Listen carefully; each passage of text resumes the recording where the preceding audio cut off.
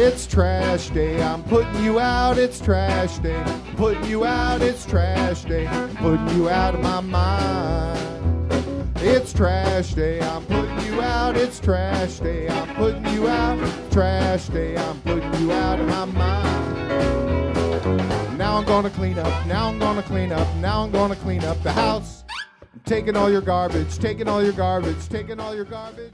And welcome back to another Can Crushers podcast. It's the weekly show. I'm still the host, but I have Sir Michael Jenks. By the way, I didn't know if you knew that you were knighted over this weekend, but you were. So you're a Knight.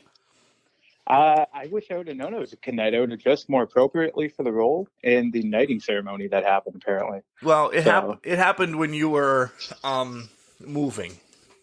Yeah. That's well, I would have worn a better shirt than the one that says I got hammered at the old Forge Fort.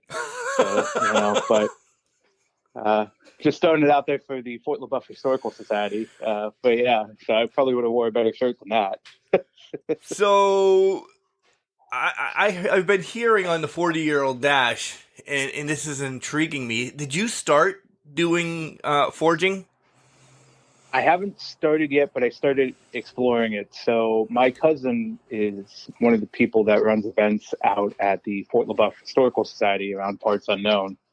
And they do a lot of blacksmithing classes out of there, actually. Went to a demonstration a couple weeks ago, and I'm in love with it. I always watch the Forge and Fire shows and that. So we're planning actually for springtime to actually start forging and going down that route. So hopefully I'll be able to produce a knife, a knife, or maybe just a triangle they call dinner bell, I guess. I don't know. We'll see what happens. But yeah. I'm inviting myself up to that already. I will send you the invite. It's springtime. I'll let you know when it is, and you can come up. Yeah, I am a Forge and Fire fanatic as well. I love them. Watching them build a knife out of, bar. I don't even know what I'm trying to say. The little balls and shit like that. Yeah, it's impressive. Ball bearings is the word I was looking for. Ball bearings. Yeah.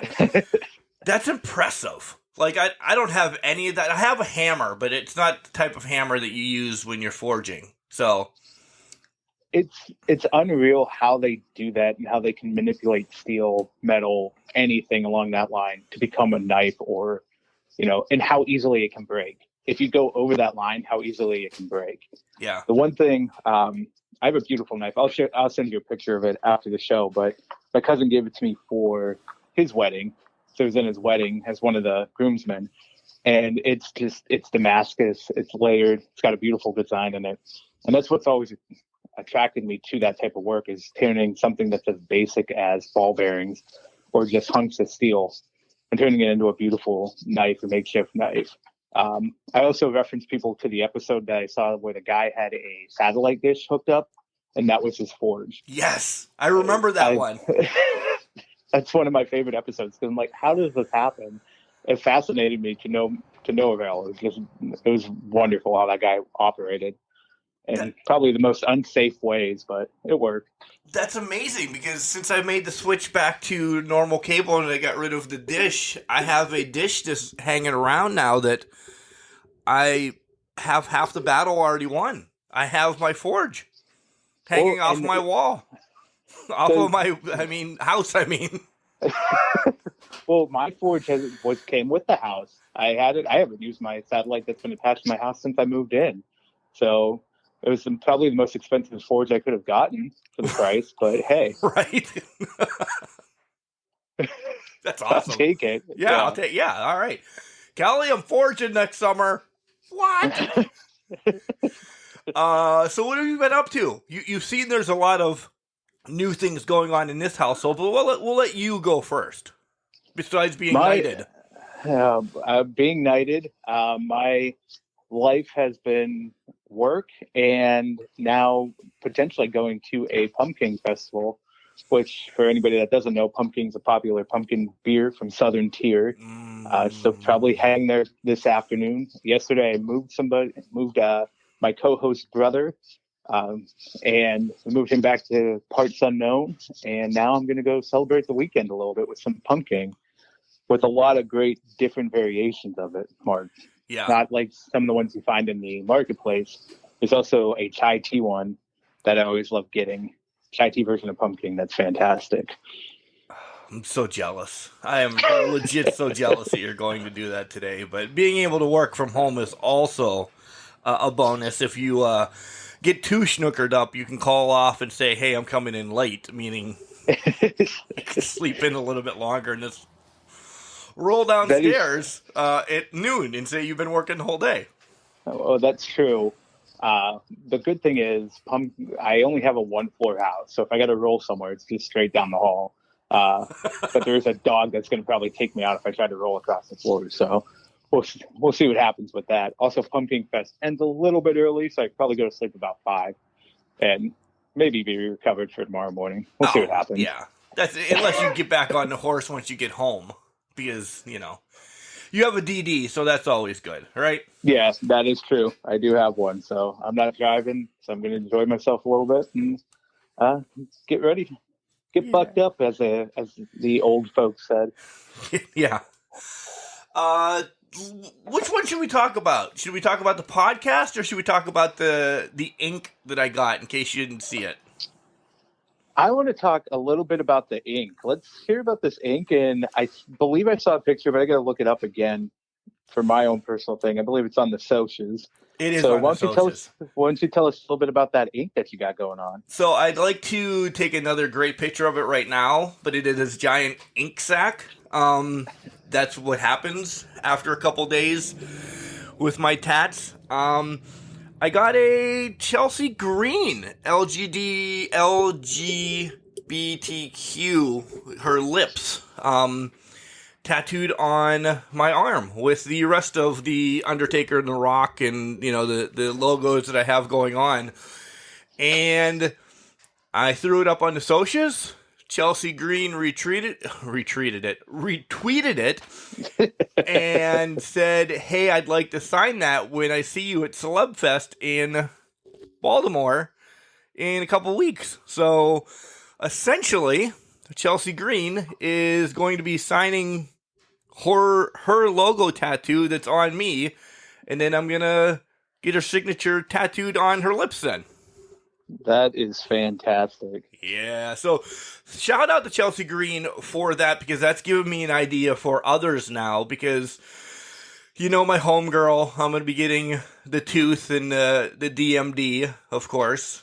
There's some other ones. Raylan, that's a popular friend of the show. Her little Ray Cray character is going to go on my arm. So Chelsea has now just opened this up to even more, that once I get them and if I see them, they're going to sign it. And my tattoo artist has already said she loves doing signatures because as soon as Chelsea DM'd me that, I'm like, oh my God, I got to talk to Lauren at Ink Access in DuBois, Pennsylvania. She's like, yeah, we can do that. Have them sign it and have them sign a piece of paper just in case you decide to clean yourself before you get down here, which that's a normal everyday thing for me. So, right.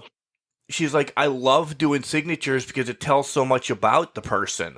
I'm like, I don't know what the hell you're talking about, but that's why she's an artist and I'm a podcast Garbage Man host, right? Well, I mean, that makes sense. If you think about it, there's a lot of story that can be told behind signatures and that. I mean, that's why there's a whole science around it. Right. So, I mean, she has a deeper appreciation than I would have.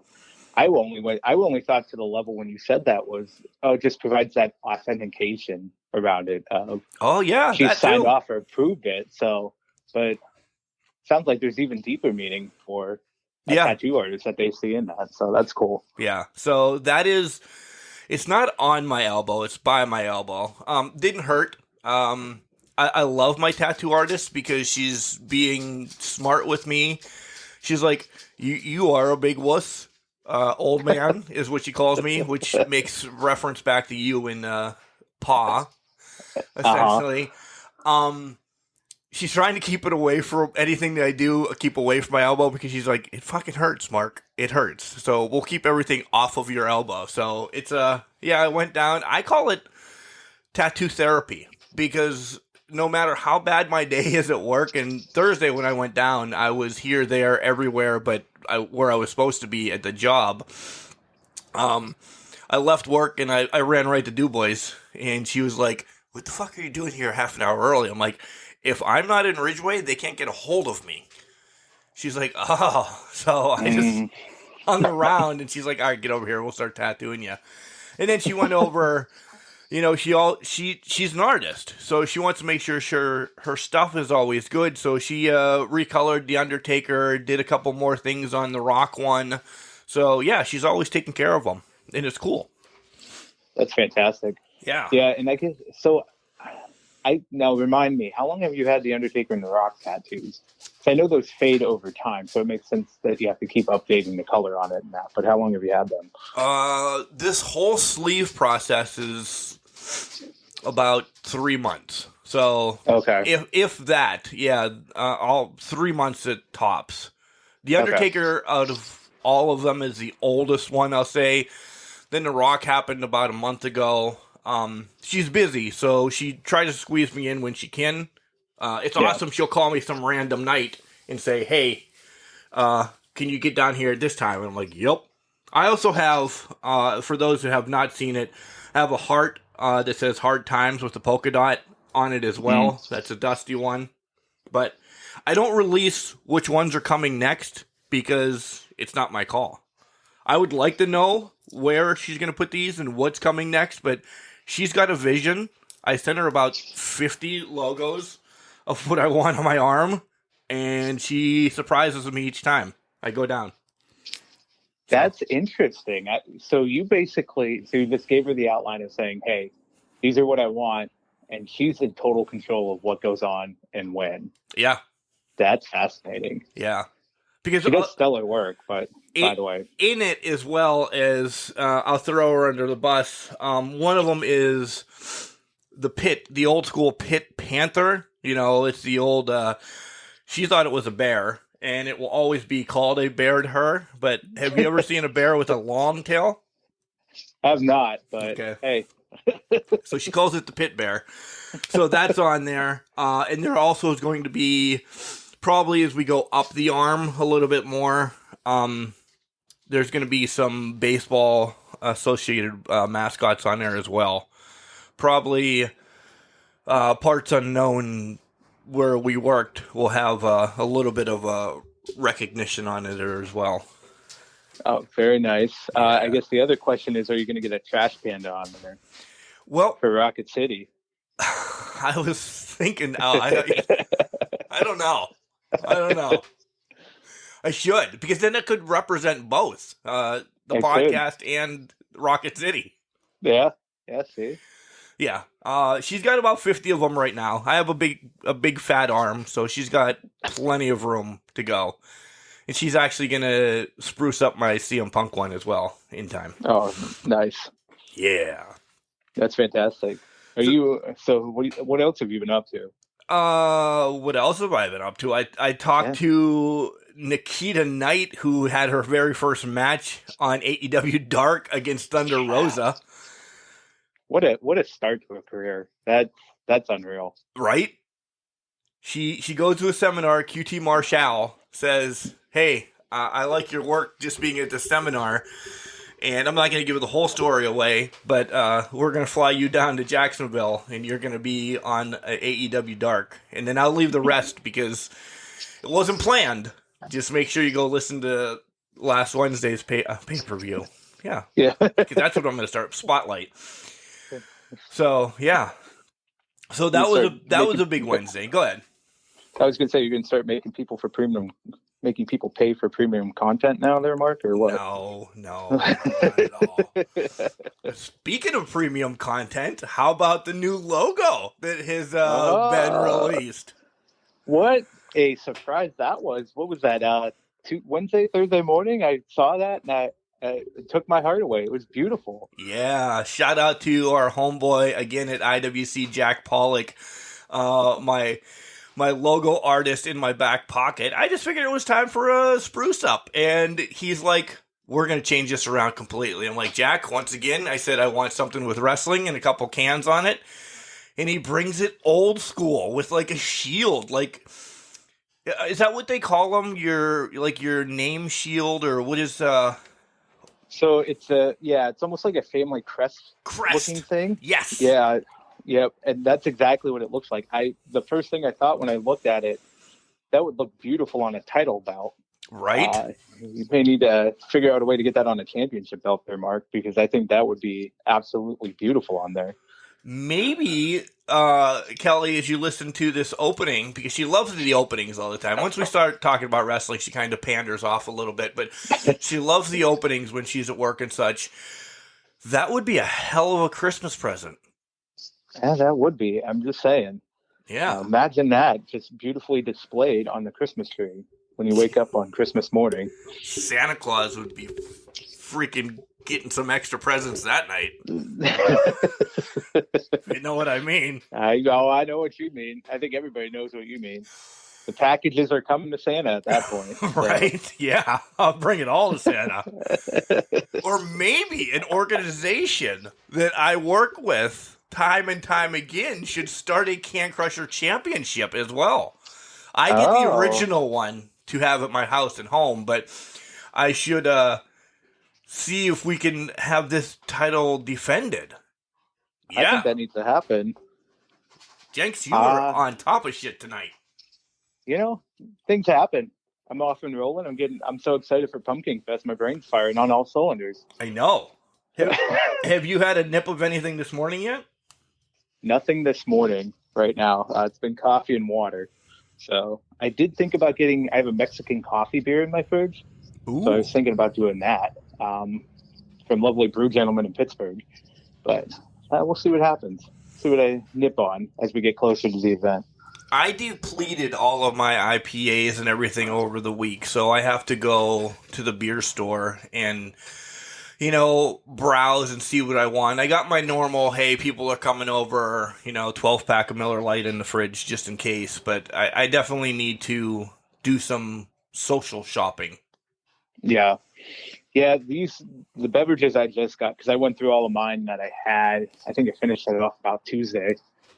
These ones I just got were my payment for helping move, so I'm very happy about that. Nice.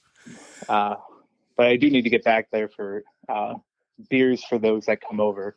There's a lot of people in my family and that end up at my house that do not like IPAs or the fancy stuff. So yeah, Yuenglings it is.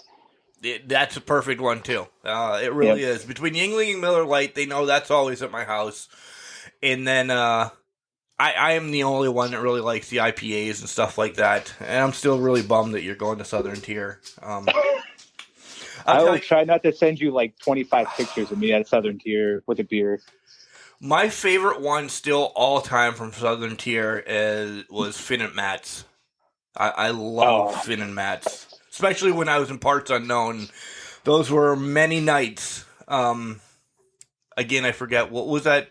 Because it's not called that anymore, right up from the ballpark. Yes, it's now the Big Bar up from the ballpark. Yeah. Old Slug Hairs. Slug Hairs, yeah. Many Finn and Matt's at Sluggers for a late time. And then I could just go sleep in the apartment right next to the stadium. Yeah, it was perfect for you. Yeah. I have, that was my introduction to Southern Tier, was Finn and Matt's. And then it grew from there. And as soon as I found out the brewery, it's only like 45 minutes away from Parts Unknown. It was, I guess I'm making this trip as often as I can. How often do you make it? Past couple of years, it's only been once a year, usually around Pumpkin Fest time. We actually had organized a trip for a few years where it was a bunch of us.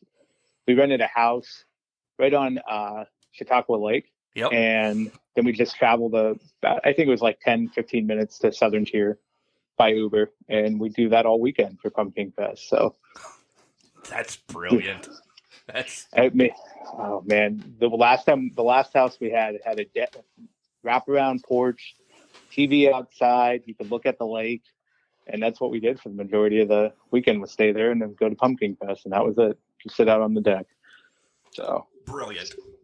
Yep. All right. Let's move along as we have a lot of wrestling to cover actually this week, Jenks. But we're still not going to start with wrestling. Yeah, we're going to start with the dark side of the ring. My bad, because it was on the rundown last week, and it's okay. Yeah. 2 controversial episodes thus far. We'll start with the very first one, the plane ride from hell. Jenks, how are you taking that episode? What do you feel? Because out of that episode, Tommy Dreamer has been suspended from Impact and busted open from Sirius. And Flair doesn't look good whatsoever. Well, to marry the two together, Flair doesn't look good from either episode. Right. So first of all, Tommy Dreamer's comments were just tone deaf, and I think that was just completely asinine what he said. There's no defending that nature, and you can't say that it didn't happen when there's 5 other people saying that it did. Right. Basically, that one, I had heard stories of that plane ride from hell. I had not heard the Ric Flair portion of it. I heard about the Lesnar perfect fight, so that one really wasn't too surprising to me, although Lesnar didn't look too good with the Kerry Runnels incidents that's happened before that. No. But it was horrifying, and it kind of shows where the locker room had been for a long period of time. It was a toxic environment at that point, to say the least. Now, it has shifted away from that, but it really highlighted the toxicity and the near criminal behavior of some individuals. I won't say that there was criminal activity happening, but there was some. And it takes those heroes that you had and kind of knocks them down a peg, if you will, in my mind. Peg. Oh my God. Some of them have fallen off of the pedestal. Yeah, I agree. I was putting it nicely, but you're absolutely right. They are down in the dirt now, because this was, it was just made me think of trash human beings. Yeah. Just trashy, this was just horrific events that happened on this plane, to say the least. I agree with you exactly. Tommy Dreamer's thoughts. Just what the hell? Just don't say anything. If those are your clear thoughts, just say, hey, man, I don't have anything to say about that subject, because you have to. Tommy's a smart guy. He's a smart human being. I'm going to defend him a little bit. He started HOH. He started, he's on Busted Open. He's on this. He's on that. He's somebody that people in professional wrestling go to because he's that underdog story. And, he's bailed Paul Lee out numerous times when he was in ECW.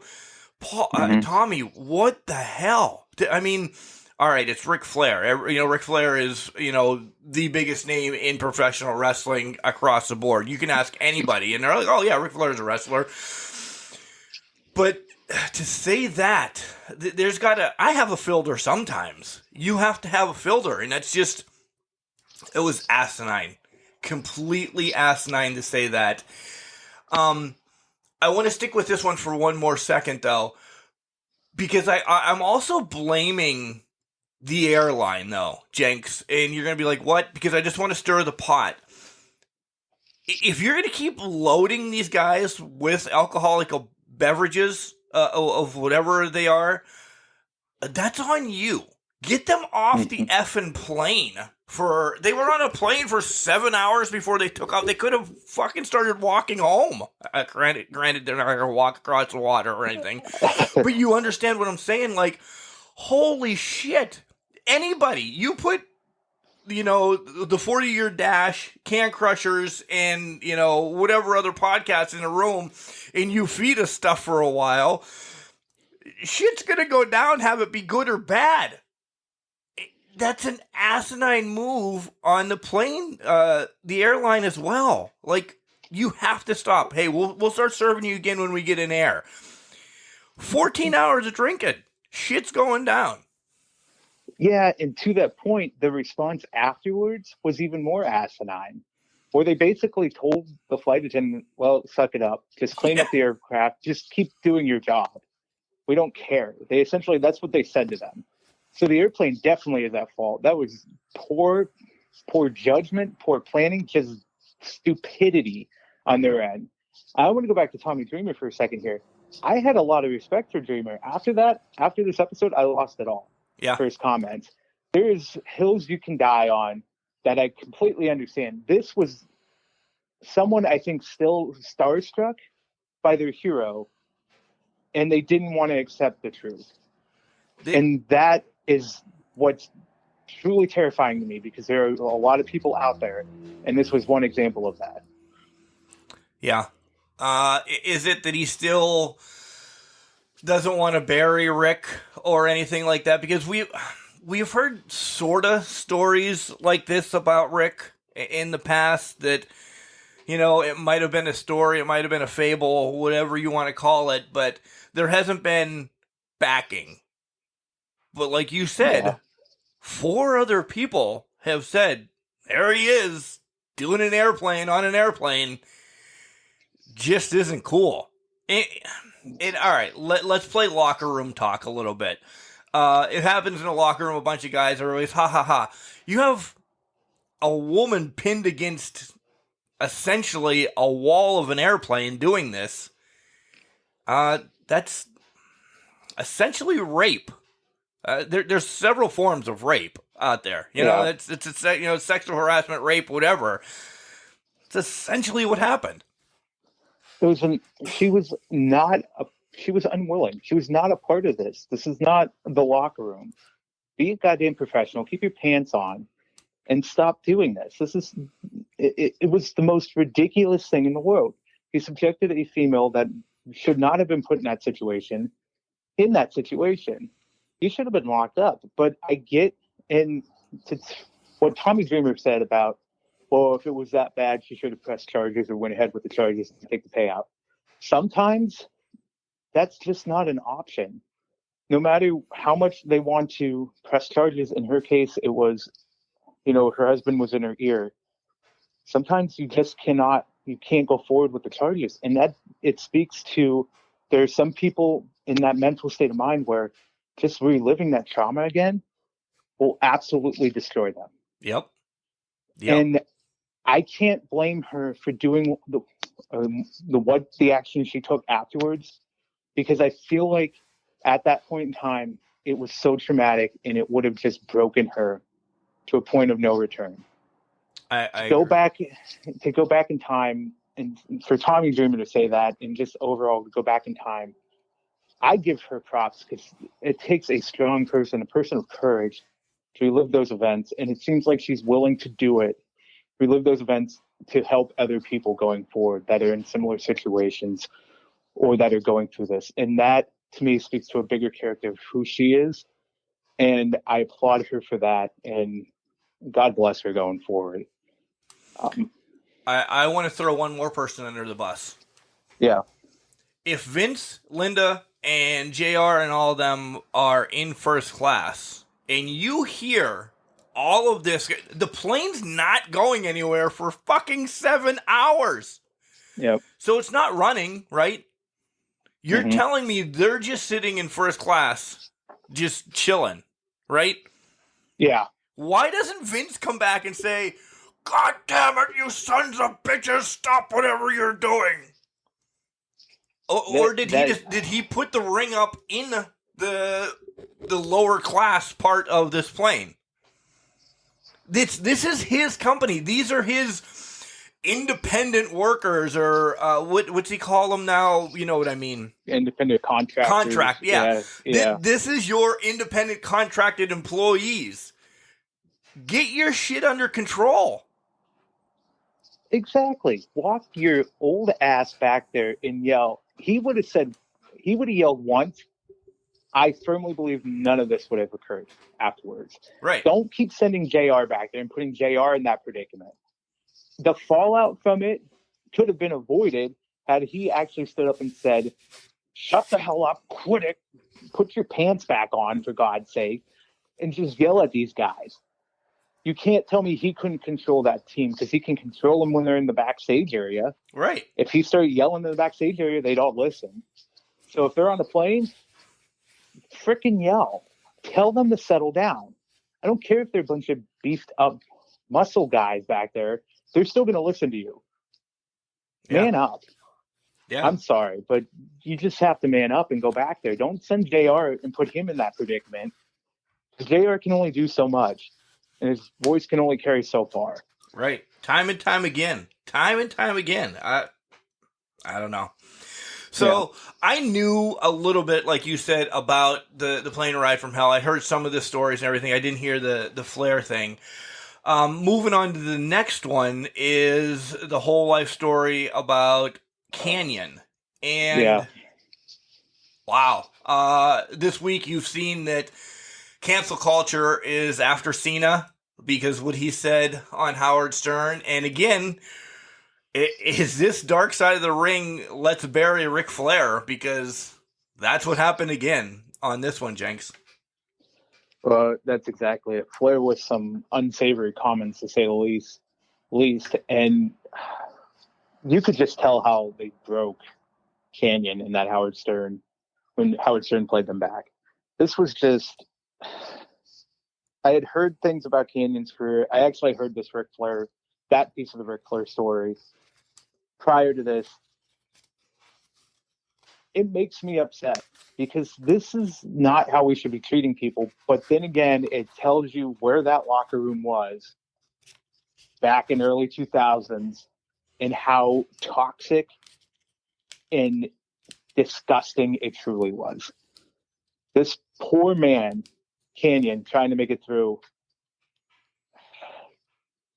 I'm still trying to decompress what I watch. I'm going to let you speak, but this kind of hurt. It hurt a lot. Yeah, it really did. As you know, that's essentially when Kanyon started coming out to everybody, and I personally went through this. I don't know. I think you know. It's been on the podcast a couple times, even when I've talked to some LG. I still can't get it right, and I should, because I'm essentially saying when Ethan came out, you know, we had some of that backlash as well, and he was worried about some of the family and everything, and Kelly and I are like, yep, cool, let's keep going rolling. He's like, you guys don't care? I'm like, no, I don't care at all. You're my son. I love you. And right. This is what Kanyon was, in my heart of hearts, was feeling, that he wasn't going to be loved by the industry anymore. And right after that, he had to do that Boy George thing, and then you have at that point the number one wrestler in the world coming on, John Cena, and just saying he just wasn't good. And then Flair buries him on the same show, and it's just. To your point, Jenks, when they played it back for Kanyon, you saw his life on that clip just completely go out of his own body. And I wouldn't want that for anybody that I know that's in that community. And essentially to wrap it back around to the tattoo, this is a spin of the Chelsea Green one. Chelsea did this tattoo for that community. It's another reason why I put it on my arm, because I love the lips, but I now have part of the community, along with my son, part of this tattoo as well. Yeah. So that's a reference to Ethan and the gay community, because I'm not going to get the damn letters right, even though I should know. LGBTQ.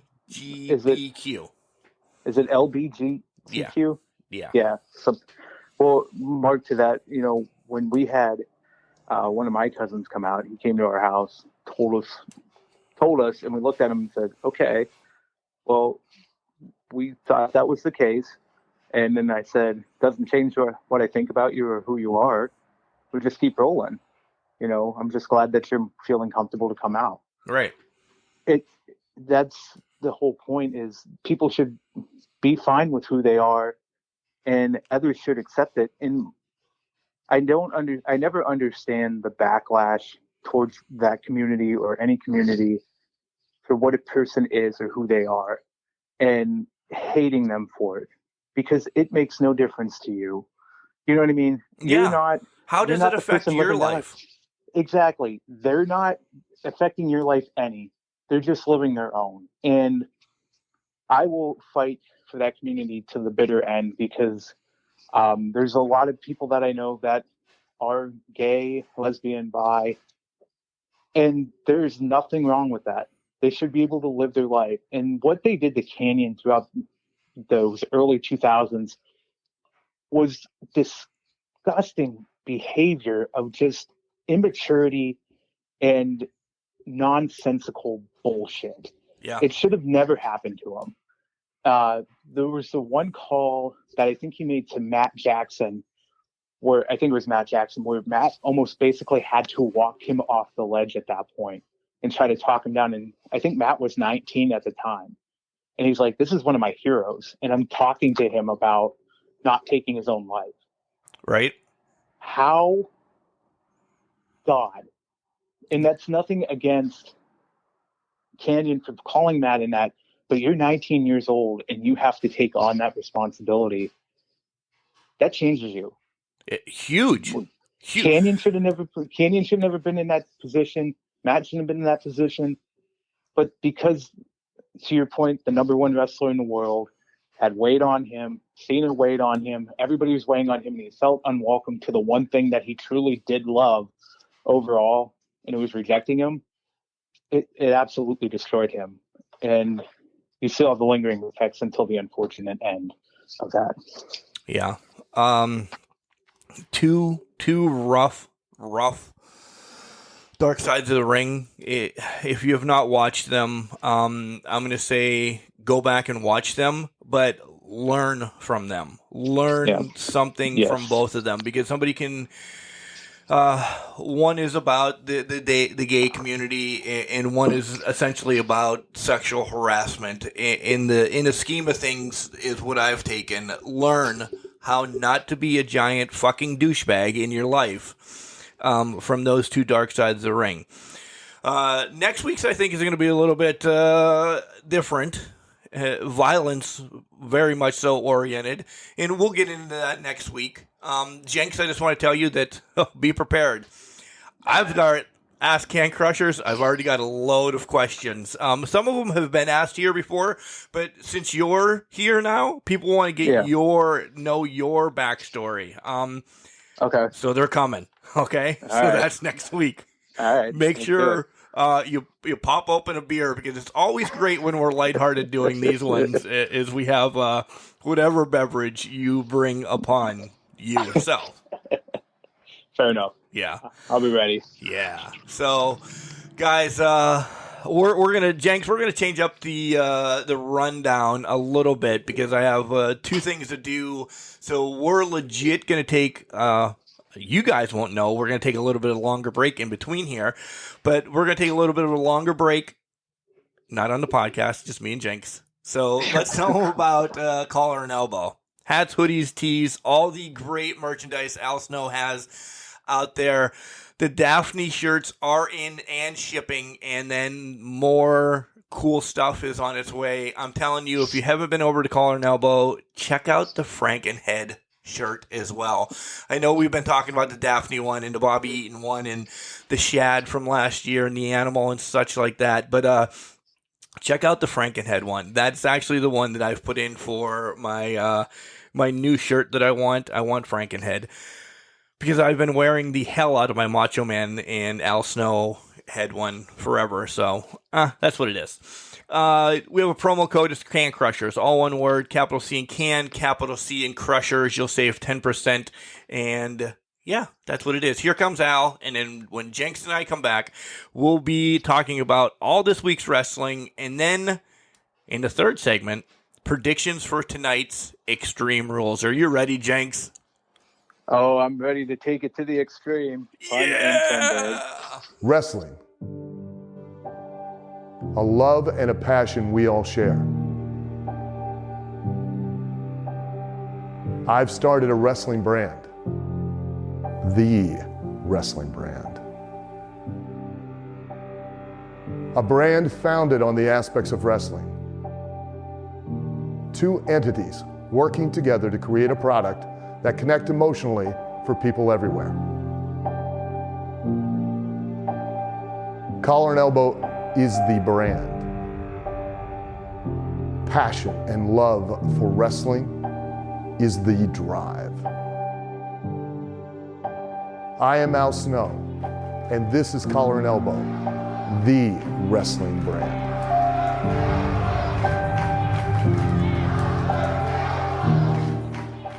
This is referee Joe Mandak, and you're listening to Can Crusher Podcast, the podcast that opens the proverbial can of whoop ass. And welcome back. We had a little bit extended break, but you don't know about it. Jenks knows about it.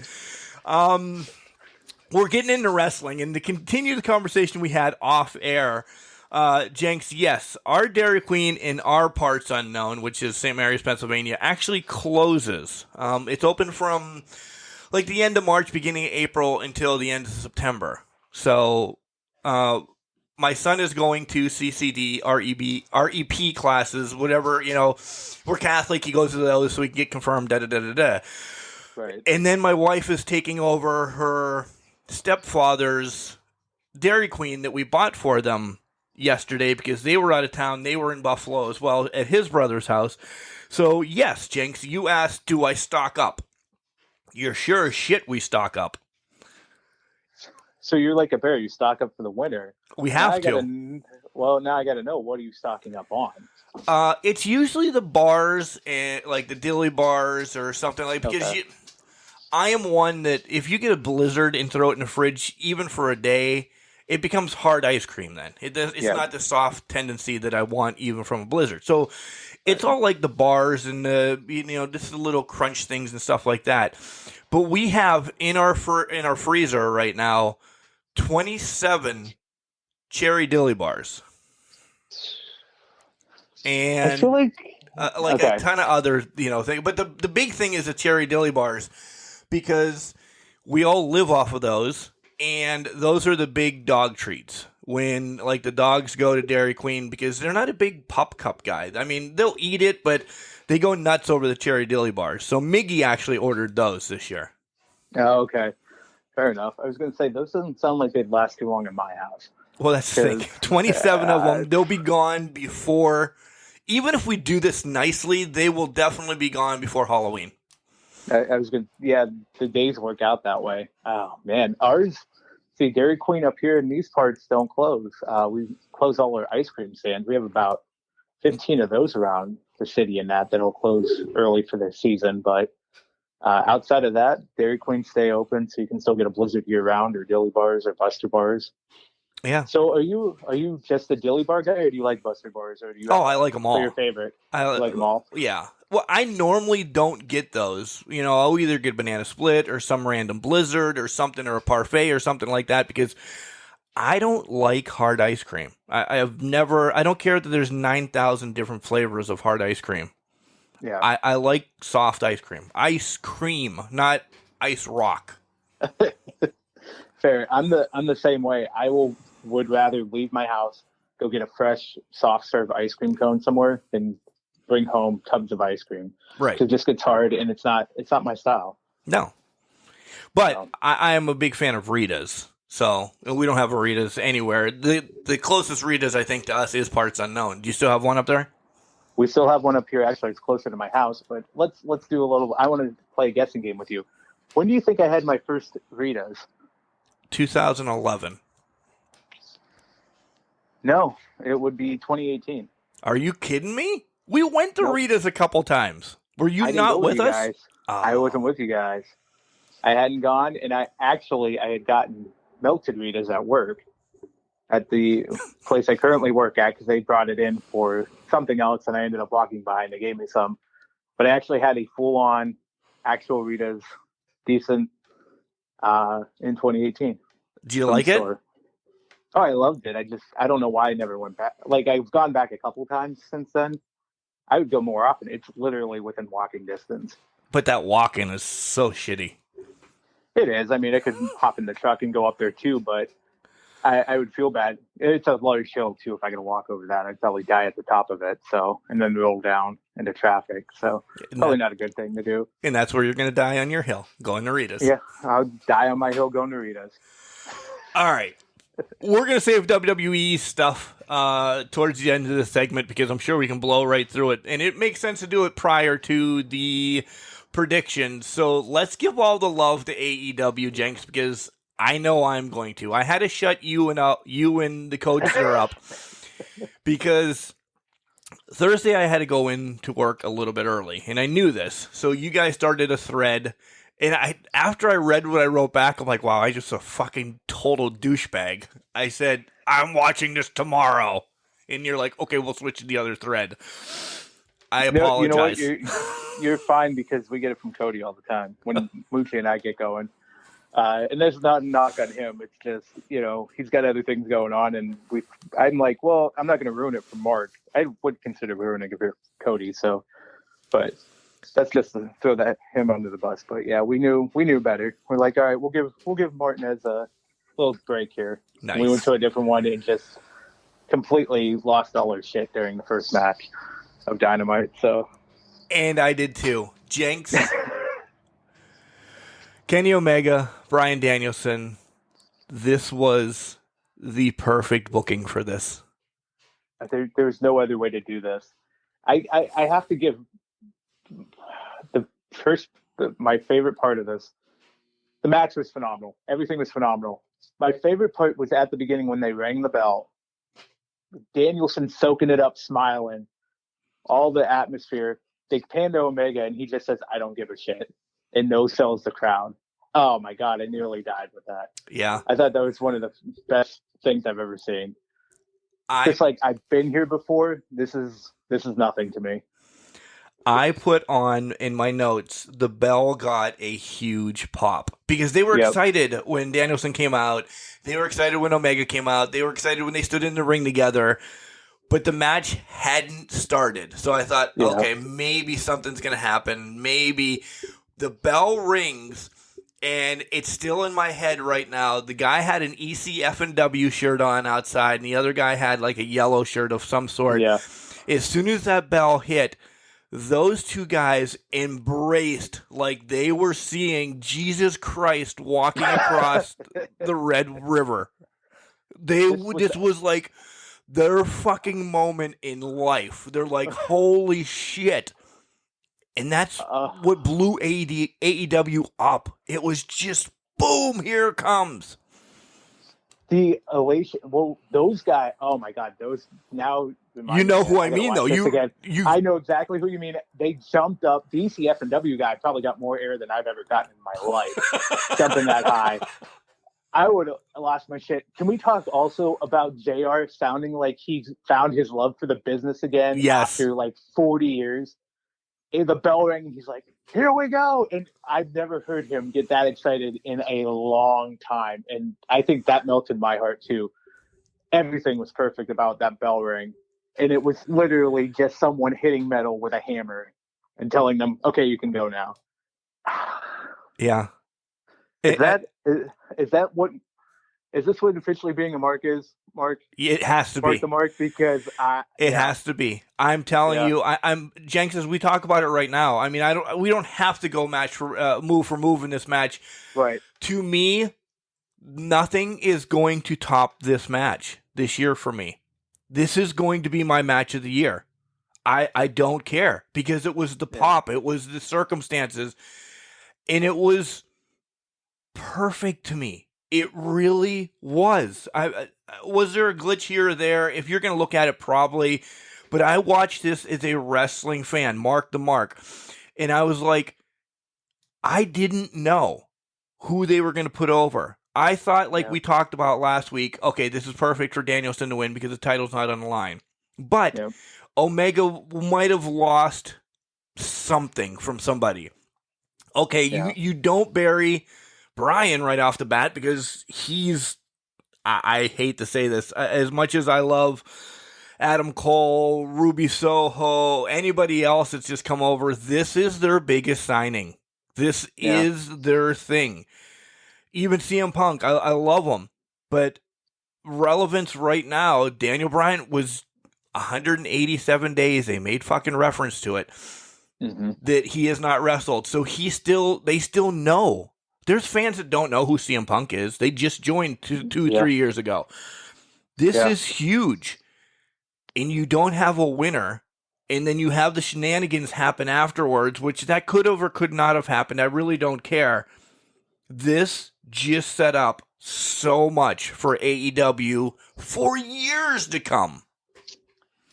I love the way AEW has used the time limit draw since their inception. And the fact that I didn't even consider it as a finish Nope. at the beginning of the match. And then I heard something like, you couldn't. Well, here's another thing. They made a time announcement, I think 5 or 10 minutes left. I couldn't tell what they said. The crowd was so loud at that point, I couldn't tell what they said. And I heard the mic. I thought I heard something. And then all of a sudden I heard it was, 30 seconds left? Yeah. And I'm like, oh my God. The other thing that I loved about this was at the end of the match, they weren't trying to go for pin, submission. They were just fighting.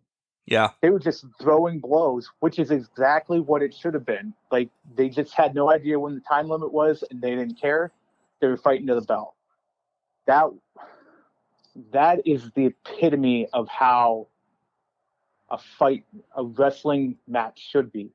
It's under you. Now we know what their end goal was, but during that match, you had no clue. You figured Brian was going to go over, or some shenanigans was going to happen with the Young Bucks and Adam Cole to put Omega over. But that didn't happen. No. They let him be two pure wrestling gods at this point, because let's be honest, they are probably upper echelon in terms of professional wrestling right now. Yeah. They let them go, blow for blow, strike for strike. It sets up another one. I was talking to Cody about this before. I said, I wouldn't be surprised if the next time they fight is at Full Gear. It's a 60-minute time limit for the title, and they go time limit draw again. Yes, Yeah. I was thinking that too. I put it down. I'm like, it would just, that's exactly how you go. Yeah. Give them 60 minutes and let them go. Because I guarantee you, I will be on the edge of my seat the entire time, like I was during the 30-minute draw. Yeah. They're killing it. They really are. And essentially, this was the main event. Again, no disrespect to Britt and Ruby, but this was it. They had to make sure that they got their full time. Yep. Everything else after this, you could lose a minute on CM Punk's interview. You could lose 2 to 3 minutes on MJF and Pillman and still tell all the stories. All the stories were told. But this needed that full half an hour and just let them go. Could you put it in the middle? You could have. But I think anything in the middle is always, to me, filler. I really do. Yeah, in one of the takes that I saw online after it, I actually brought up a good point. I can't remember who said it, but AEW made the best decision possible to make this match number one. The reason because, and you were hinting around it, you were alluding to it, they can go full 30 minutes, and we don't know if they're going to go full 30 minutes. If they put it at the end as the main event, you know exactly how much time is left, and you know exactly when the match is going to end. Yep. Or tentatively end. So by putting it at the beginning, it left every possibility in the world open to them. For the amount of time it goes, the actions taken afterwards, any shenanigans in between, you knew it was 30 minutes, at least hard lock for the match itself. So they booked that brilliantly. And to your point, a lot of the stuff in the middle of the show can be filler. It's just, but some of it, even this filler that they have going on, sometimes is better than some of the main events I've seen in WWE recently. There's been some good ones, but sometimes that filler can overlap what WWE does on a regular basis. Yeah, and let's get to those, because if you haven't watched the Omega and Danielson match, get out of your goddamn closet and watch it. It's out there. Watch it. It's well worth it. The CM Punk interview, they're using him. He's just, hey, how you doing? I love New York. I haven't been here in 7 years. Made a couple snide references, but nothing. Just getting ready for Hobbs. Yeah. Oh, yeah, for sure. Nothing too crazy. MJF and Pillman Jr., I expected a little bit more from this. I did. What were you expecting with it, I guess? Because I thought it would be a little bit more back and forth. for the most part. But let's hear what you have to say. More dastardly from MJF. Okay. More underhanded stuff. I mean, he had some, but I really thought he was going to continue to shit on the Pillman name. Like, do something very underhanded. Couldn't I pinpoint it and pull it out of my head right now what I wanted? No, I can't. But I really thought he was going to just do something that maybe this was going to keep going, and I don't know if it's gonna. I think this is a one-off, and see you later. Yeah, I think with this, I think to what you just said, it was the one-off. I think he did what he wanted to do by getting into Pillman Jr.'s head. And that's exactly what he wanted to do. And then they used Julia Hart as a little piece of this to kind of throw him off the game plan as well for MJF to ultimately pick up the victory. Yeah. Really. But, yeah, I guess I could have seen more dastardly things. But, again, he's been doing so much just shitting on the Pillman family for the past 2.5, 3 weeks that he really did it all before the match. There wasn't much else he could do during the match. I guess in my eye. Go ahead. No, that's all I was going to say. Oh. Did you see that MJF's parents were there and had a sign that said they don't like their son either? I did. I wanted to send it to you, but I didn't want to ruin anything, so I sent it to Cody because he responded to the tweet. He responded with a tweet that said, "Fuck you, mom," or something like that. I think it was. Yeah. And I'm like, oh, what a... Oh, no, he said, "Fuck off, mom." And I'm like, oh, my God. But hey, if you can sell it, keep selling it. That's awesome. Well, exactly. I love that he was selling that with his parents, too, and that they just hate his guts as well. That was a nice little touch. Yeah, I like that. Malachi and Cody, it is what it is. Essentially, I love Malachi now. They're, again, Alistair had kind of the demonic opening like this, but I love Malachi more than I love Alistair. Why, Jenks? Yeah. I don't, because there's nobody else's fingers on it but him, maybe? Yeah, I think that's it, because you're seeing it with, there's a couple people where they're kind of the same character, but they're allowed to be more. They have more creativity and more control over it. And it's proving wonders. I mean, I love what Malachi's doing in this company. This is case in point. This is example A, or a piece of evidence A, of when you give the wrestler creative control over what they do, they will be an artist and produce some of their best work throughout their career. This was case in point on it. Well, go ahead, because I was going to bring up another point in the match, but I want to hear what you have to say. Well, there was one point in the match that I don't know how many people caught it or whatever. It was after Arn got hit and everybody was down and everything. Brandy was by the ringside and Arn had dropped the playbook sheet, whatever. Okay. And Malachi was in the corner and was kind of like hovering over it. Little detail, but it made so much sense to me. Brandy grabbed it real quick and handed it to Arn as to say, shit, you can't see this because Cody still is kind of trying to figure you out. This all happened in a millisecond, but this is what's running through my head. It was just a detail that Brandy took it away from him and shook her head and gave it to Arn and say, here, you need this. He doesn't. Yep, I saw that. Yeah, I thought that was a great detail, and I don't know if Brandy meant to do it or if it was just like, shit, he might slip on this or something like that. But I thought that added a ton to the match if you've seen it.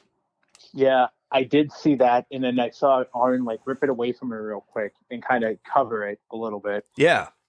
That is a great detail to bring out. That's beautiful storytelling, and it shows that that's not just a prop. It might be just a prop in terms of what actually happens, but that's not just a prop in the match of how the story's being told. That's their game plan. Right. He's a football coach out there. Arn Anderson's trying to lead the way with this team. And, Brandy catching it and catching Alistair looking at it. Now, I'm wondering, did that happen during the first match they had? Not the whole stealing of the thing or the playbook or something, But did Alistair see the playbook before, or like in that first match? Because now I want to go back to the first match and look at that. Right. You know, is that a callback moment? Is it not? But that's the beauty of the storytelling, is it makes you question things that have happened in the past.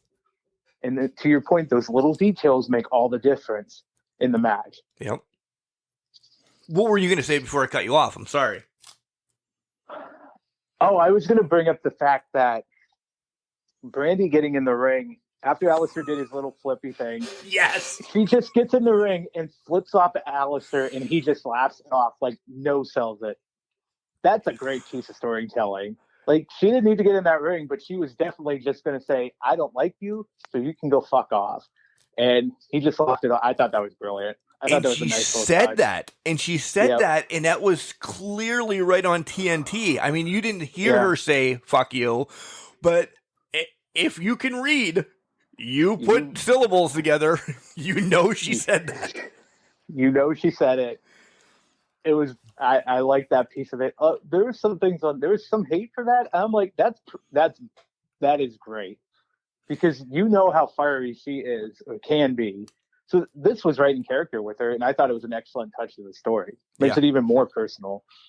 Agreed. Moving along, Darby and Sting versus FTR.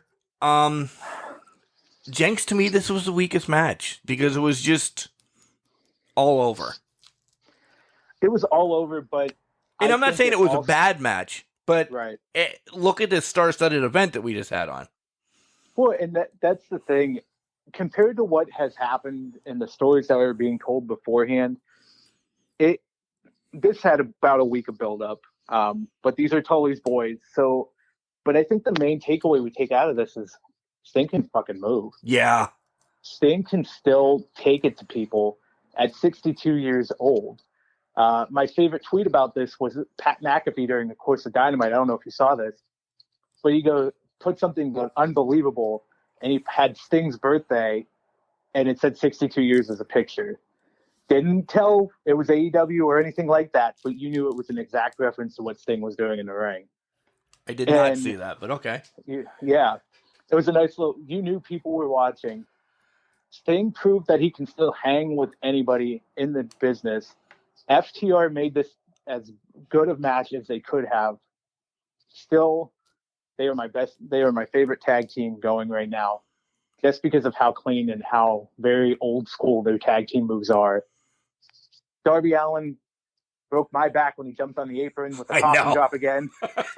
But, you know, it was all over the place.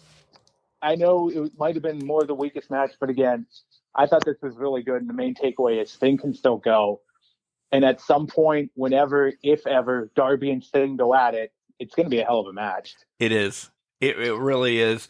I want to make a reference to one thing during this match, and I might be stirring the pot, but I don't know.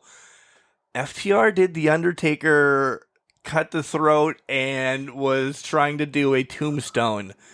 Yeah. Is there any possibility that this could happen?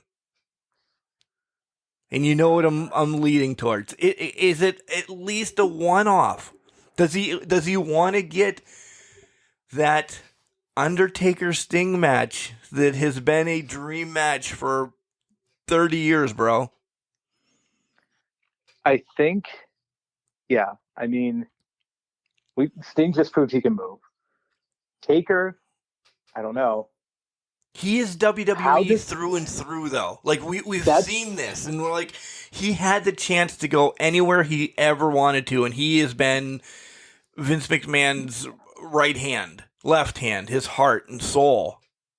Well, and let's go back. What was it, 2 years ago, or at least, yeah, it was 2 years ago. Undertaker signed up for an event. What was it, StarCast? It was an AEW. It has ties to AEW, and he had to pull out because it pissed off Vince McMahon. Right. For this to happen, there has to be either some sort of deal, or Undertaker just says, "I want this. If you don't give it to me, I'm going to go do it." I just don't see how it could happen. But again, that was a nice touch. Maybe it was just Dax playing into the mind games. or Dax and Cash is doing that. I would love to see it after seeing Sting move like this. I think Taker might be able to still go enough to make it an interesting match. It would be a great match. They could just be they could be in wheelchairs basically, and it'd still be a great match because of the atmosphere. Nothing against them, but Wheelchair polo. What was that? Wheelchair polo match. Polo. There you go. Yeah, just beat each other with the polo sticks. But this is just 25, 30 years of anticipation for this match. The belt could I don't think it could rival Kenny Omega and Brian Danielson's bell ringing, because it's just got so much 30 years of atmosphere and build up around it that they just sound the bell and people are just going to lose their shit about it. Yeah. But I would love to see it. I don't think it'll happen though. I don't either. I really don't. I think The Undertaker is going to be one of the ones that are true to Vince unless Vince just shits on him one day. Literally shits on him. I don't know. The other thing is, if it's going to happen, it has to happen sooner rather than later. Oh, I agree. I don't think we can push this any further. And I think there's a reason Undertaker hasn't been in the Hall of Fame yet. How, can he get Undertaker back for another match? Whatever. I know Undertaker said he's retired. But Vince holds all the cards, because once he puts Taker in the Hall of Fame, Taker could probably do whatever he wanted to. Right. And if Taker really puts value in the Hall of Fame, he's not going to disappoint Vince. He's not going to walk away from Vince. So I wish it would happen. I wish it would have happened in 2005 or even 2002, right after the merger, after they bought out WCW. But things happen and people go places. Yeah, I don't know. Man, I really want this now. I know. Now you have me thinking about it. Now I can't even talk now. Yeah. You've taken me back to that place, Mark. Main event is Britt against Ruby Soho. Britt needed the help of Rebel and Jamie. Of course she did, because that's just the way Britt is. This was a good match. Yeah. I still think earlier year, Britt and Thunder Rosa, the unsanctioned match, is the women's match of the year for me. But this was good. Ruby looks great. I'm excited to see where this goes. But I think Ruby and Thunder are going to have the match to get to Britt next. You know, you might get a triple threat or a trios match or whatever. But this match did what it needed to. It kept Britt coming along, being a bitch, and winning. Yeah, I agree with that. I don't know when Britt's going to lose this title, but yeah, this just had the feeling of some shenanigans were going to happen, and Ruby wasn't going to walk out with the championship, which is fine. She looked strong in this match. She looked pretty good. I think there's still a lot of pomp and circumstance around her, rightfully so. And she didn't lose anything by losing this match, because it wasn't a clean finish. No, nothing. So I'd love to see where it goes from here. Although it looks like they're moving towards Nyla Rose, Jade, and Thunder Rosa. So maybe there's going to be a Thunder Rosa Ruby Soho tag before they actually go at each other. So we'll have to see how that goes. Yeah. Shifting gears, heading to Friday night Rampage as we stay with AEW. Let me just say, Wednesday night, to me, blew Friday night out of the water. Yeah, I mean, Friday night couldn't compare. No. There are some moments in Friday night that I liked. And, Jenks, we've been talking about Punk coming over and helping the young stars. Hobbs takes the loss, but looks so freaking strong and looks so good that I legit now think Hobbs is somebody that's going to run this company in time. Yeah. This was exactly what I hoped Punk was going to do, is bring Team Taz up to his level. Hobbs, I've grown to love Hobbs even more now. I think I mentioned about Brian Cage. Hobbs was one I wasn't sure about. I did like some of his work in the ring, but this match made me believe in him more. I did want to call out though that Hurricane Rana spot looked kind of nasty when it happened during the match. Yeah. Punk left bloodied. Hobbs was on his head, but they fought through it. And to your point, Hobbs looked absolutely great in this match, as did Punk. As did Punk. Yeah. Oh, by the way, how excited were you that Punk was back in his trunks? I know you were not happy about the pants before. So clearly they're listening. We've said this for 3 years now. Clearly they're listening because Punk came out back with his 5-star pant shorts, and I'm like, it's about time because those pants made you look horrible. So whoever is on the AEW, the intern or whoever listens to us, thank you for always stealing our ideas and making sure it gets taken care of. Always keep the people happy, Mark. That's what it is. That's exactly what it is. How do you think that CM Punk got that? Hey, Mark from Can Crushers thinks your pants look fucking retarded. You need to put your tights back on. Oh, son of a bitch. All right. Yeah, he probably wanted to tweet about it. He's like, no, we'll leave it go. He's like, guys, we have to impress Mark the Mark here. Yeah. I don't know how we're going to do it, but can you guys make me some trunks right now? Yeah. You have 5 days. You have 5 days. I wonder if he took the pants to him and said, take these and turn them into trunks. They were the same style. It did look like it, so maybe that's what happened there. I'm happy. Did you ever think you would be a professional wrestling trendsetter? Is my question to you. Oh, yes. My whole life, Jenks. Come on. I'm a little conceited. Yes, I knew this was going to be the one. I'm telling you, they call me and say, hey, this is what's going on. And I'm like, oh, well, I don't think you should do that. I think you should twist this. I just can't give you guys all the real true details. Well, that's fair. That's fair. I appreciate you being somewhat humble about it and not getting into it too much. I think the listeners do too. So thank you for not getting that inflated head on us. Good. Yeah, because I wouldn't be able to get out of the studio if I did. Next matchup was the Super Click, which, by the way, I love that name. I love it. Against Jurassic Express and Christian. Favorite part of the match, Jenks? Please tell me, what was your favorite part of the match?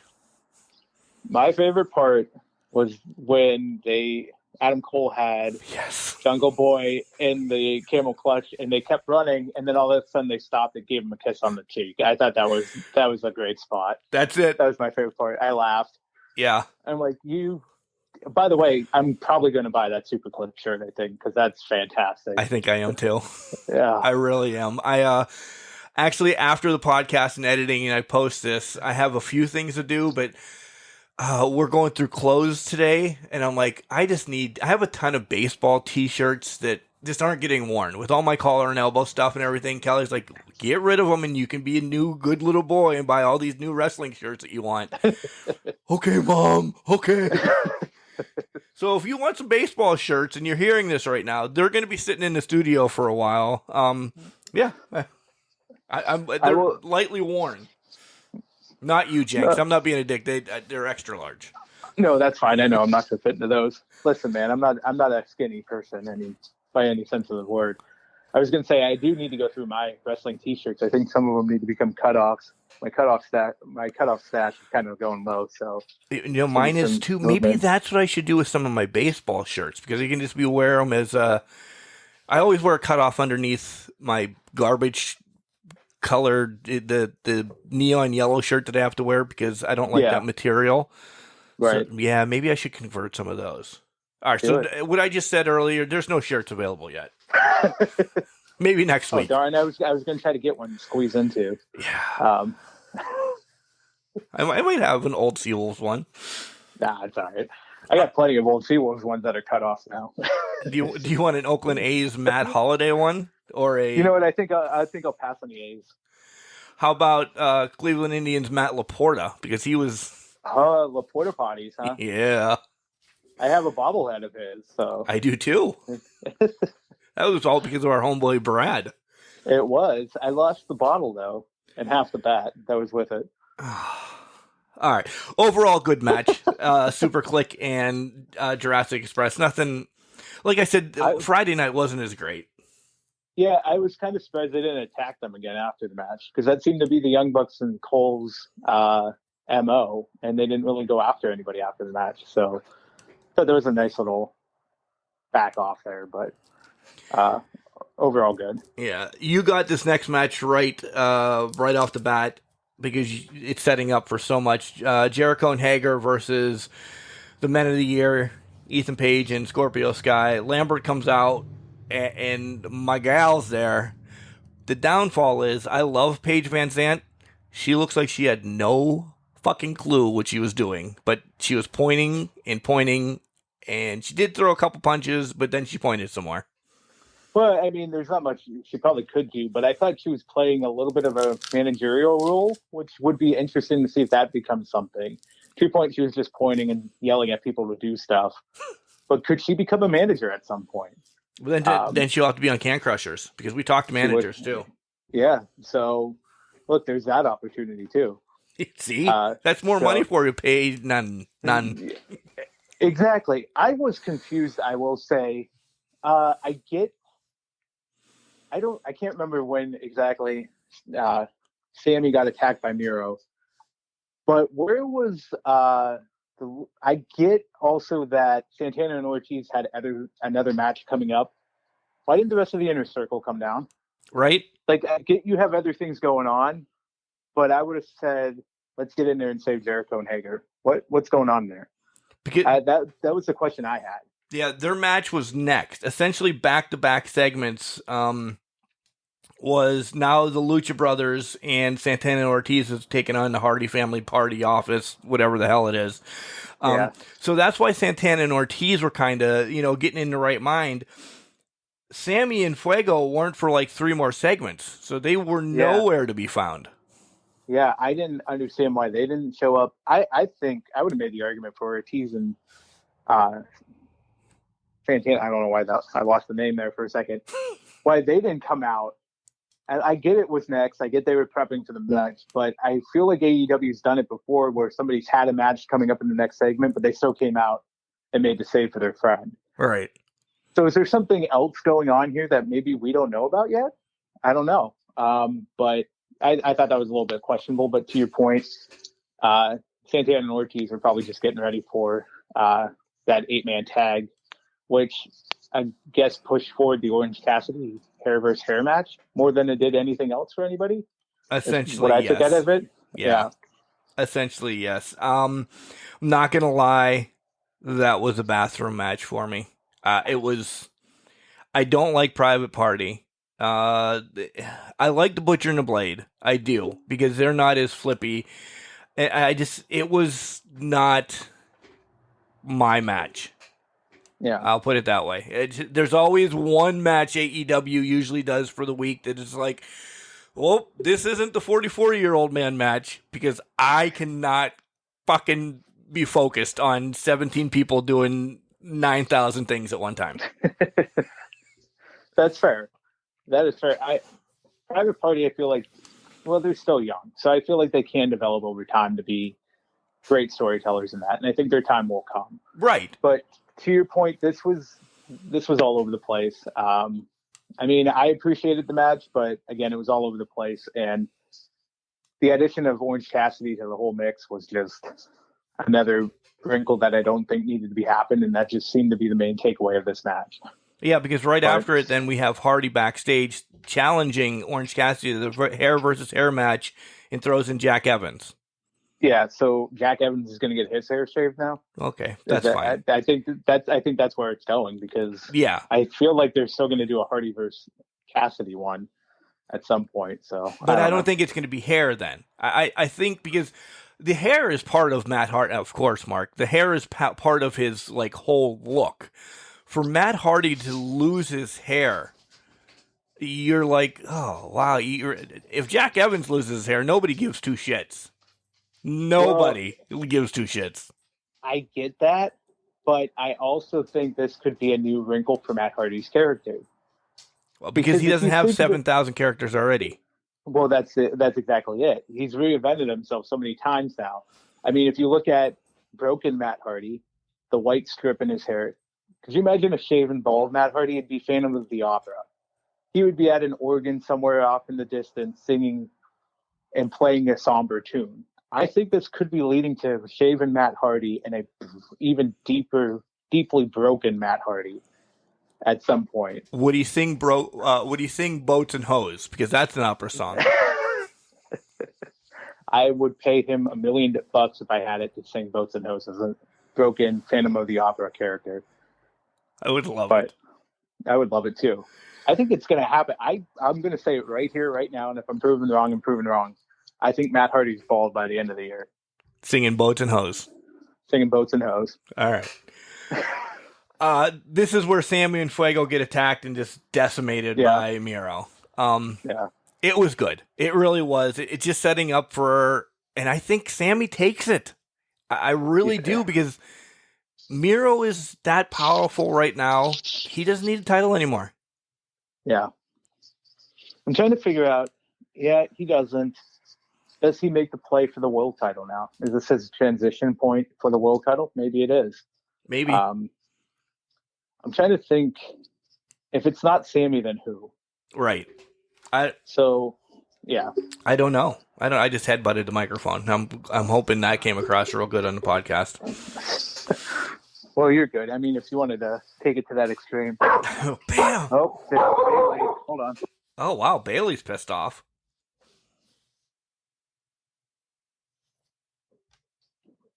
Yeah, something banging up in this house. I don't know what's going on. All right. Okay. Damn Bailey. I sent the enforcer. She cleared it out, apparently. Clearly. Andrade challenges Pac again. Nothing really there to talk about. So, Anna Jay against Penelope Ford. Where are we going? Are they really going to make Anna Jay the leader? It seemed like that would be she was going to be the uniting force, and then Evil Uno obviously walked away with his faction of it. I don't know, because if Wednesday doesn't bring who I think it's going to bring, then I think maybe Anna Jay becomes the new leader, but I think she has to get it darker than where she is right now. Well, let's talk about Wednesday before we talk about the main event, because Wednesday, AEW is in Rochester, New York. Yeah. Who's from Rochester? I believe it was one Mr. Brody Lee. Was it not? I believe so. So, And there is somebody that's a free agent that can decline the rest of his money and come. yeah, and that happened to be very close friends with Mr. Brody Lee. I do remember that. Right. But now let me say one other thing, because somebody else has been out there on the independent circuit and made his presence known one time on AEW, and he's a ginger. Can this guy come in and run it and actually be the big swerve for all of us? He could be. I would say, Would it be a disappointment? I think it would be a little bit. It could be an even bigger swerve, where they have Mr. Redbeard show up, proclaim the leadership, and then someone else shows up who's actually the leader. And his name's not going to be Bray. It might be Bray. Yeah, I don't know. It could be Wyndham. They could just go with Wyndham at this point. I guess my other thought is, and I don't think it's going to happen, but is there a possibility of the third man that's a free agent waltzing into AEW at some point, joining his former brethren? I'm lost. Mr. Strowman is a free agent. Oh, shit, that's right. So now you have 3/4 of a Wyatt family. Yeah. There's so many possibilities. Although I think Ron's doing something with EC3. I believe they had a promotional video come out this week, so I don't know if he would show up, but there's possibilities afoot. Yeah. What's being Wednesday's led gonna be is that interesting. Bray is coming. I twisted it to make Redbeard. You brought up Braun. I think all of them, I don't think all of them come together. That would be holy moly. Yeah. But I think it could bring them back together and then you could get the true split of maybe Uno going with Bray and those three, and then you have the goofy Dark Order, which is Colt and the other ones. And then essentially the Dark Order is no more. I think at some point, I think at some point, as much as I love the Dark Order, Jenks, that I think that needs to be put to bed a little bit in this more demonic type of faction has to take over.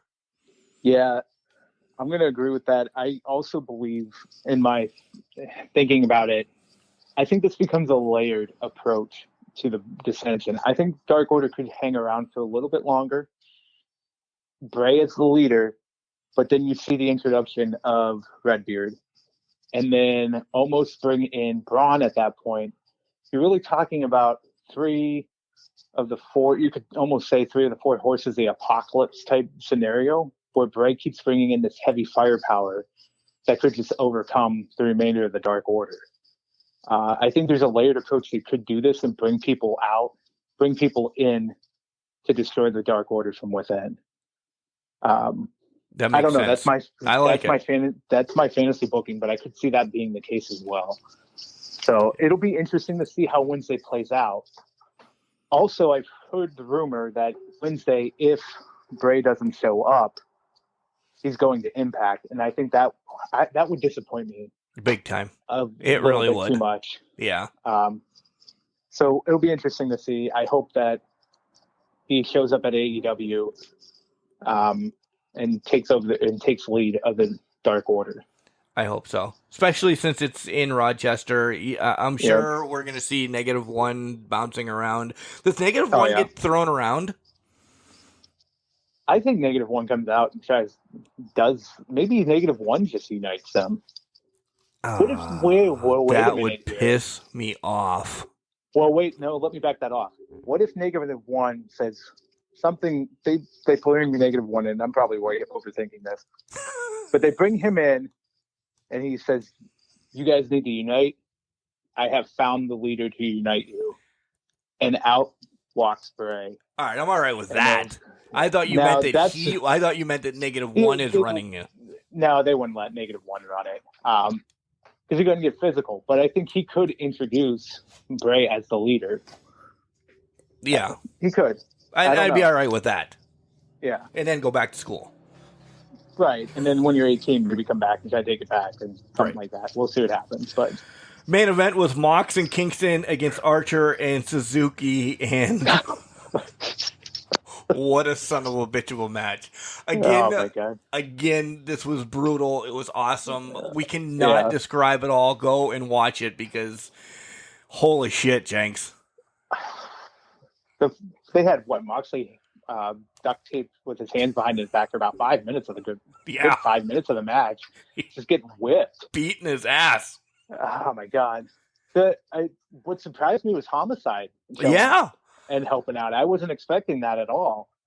But I love that they played into it. And then, obviously Moxley and that went over if you haven't seen it. But also, hey, can we talk about Suzuki and Mox just continuing to fight after the bell? Yeah. Like not caring. Yeah. There's more. There's more to that. So because I was hoping there was going to be more because you don't bring him over for a one-off match on a Wednesday night.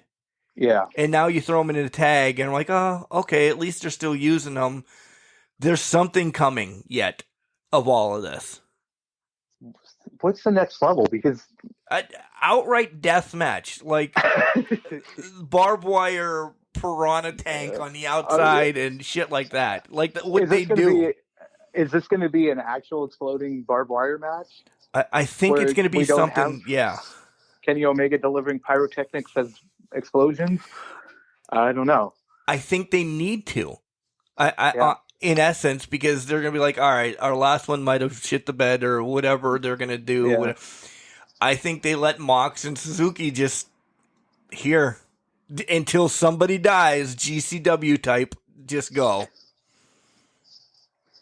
And that'll probably be at Full Gear. Yeah, I would bet. Yeah. Yeah, you don't give that away. No, you're not going to be able to. No. So, yeah, especially if they're going to start swinging light bulbs and chainsaws and stuff like that around. Wait, are we going to get Chainsaw Charlie back in this? Oh, I hope so. God. He's on Wednesday night or Thursday. Yeah. He's going to be on Dark Side of the Ring Thursday.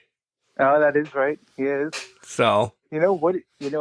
So I just want to see. Well, I would love to see Suzuki and Mox with pantyhose on their head, swinging chainsaws at each other.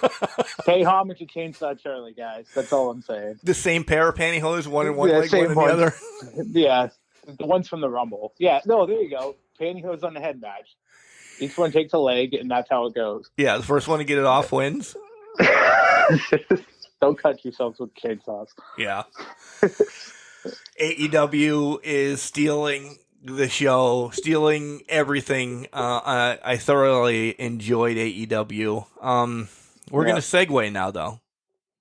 We're going to take one more break, and we're going to do WWE and then do our predictions here in segment of part 3 of Can Crushers. And it comes downhill a little bit, Jenks, doesn't it? A little bit, yeah. Maybe a great bit. A ton bit. We'll be right back. A ton bit. Hey everybody, this is Gilbert, WWF's longest reigning light heavyweight champion. And you're listening to Can Crushers Podcast, the best guys there are out there. Welcome back to Can Crushers Podcast. Mark, are you ready for some hot takes? Look at that. Wow. You're Hey. excited. Yeah, let's do some hot takes on WWE. Jenks, I'm going to preface this once again. I can't get into NXT, so I didn't watch it. That's my That's hot fine. take on NXT. You know, I didn't either. I did look up some of the results in that, and it was an okay show overall. It looked like not a lot of things to write home about. So Okay, nothing too crazy. good. That's NXT hot takes. There wasn't Yep, a that's all wedding. we got. There wasn't a wedding. There wasn't. I mean, the only thing we're going to see is probably Ciampa versus Braun Breaker at some point. I hate that. But Ciampa versus Braun Breaker at some point. Hey, speaking that's of gonna weddings, Jenks, and I know Yeah. this is late in the show, and I should have said this earlier. I'm out of the doghouse over the wedding incident from last week. So, Oh, congratulations. yeah, I'm all right. She kind of came home late, and everything was okay, and so we just we're good to go. I think she might have All right. forgot that I was a complete jackass at the wedding. So, Until now. well, no, this is late in the show. This is why I left it for late in the show, because I know she so knew this that was we're talking about purposely- wrestling. That Okay, Yeah. yeah. Yeah. All right. yeah, I got See. loved on this week, so I'm good. All right.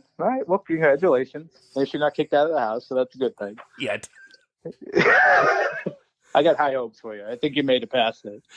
Yeah, me and Panic into Disco have the same high hopes. Yeah, there you go. High hopes for a living. All right. Hot takes. I actually there any? enjoyed, and we're going to bounce around.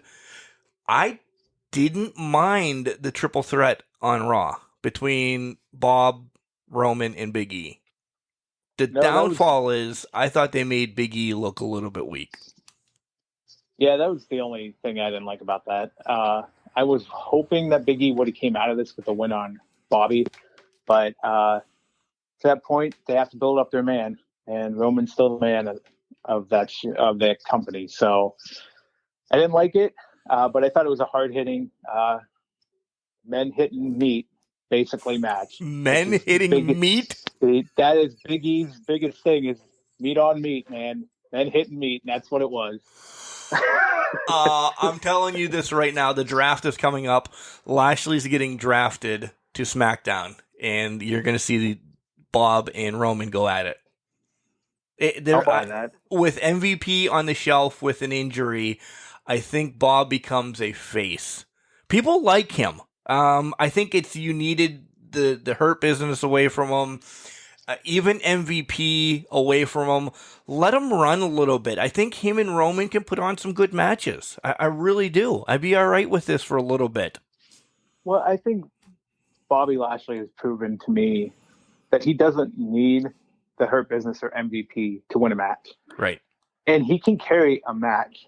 Some of the matches have been not great. I mean, him and Goldberg wasn't the greatest thing on earth, but Bobby Lashley can be entertaining and can have stellar matches with people.